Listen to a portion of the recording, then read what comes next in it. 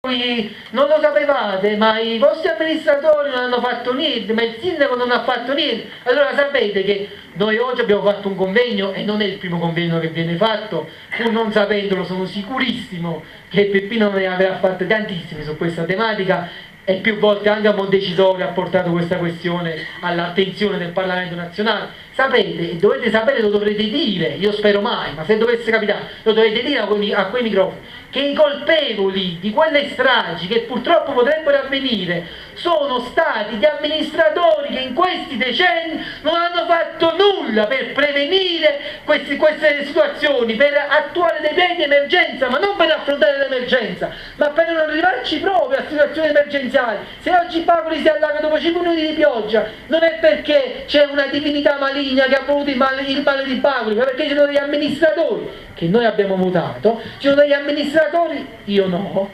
che,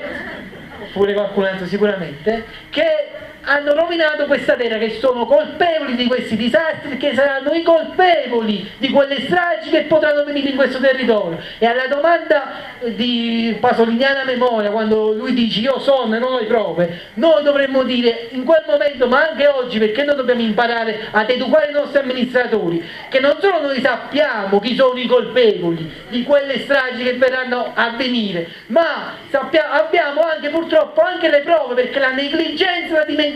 dell'amministrazione attuale porteranno certamente in futuro a disastri di varia natura, speriamo lievi, ma i primi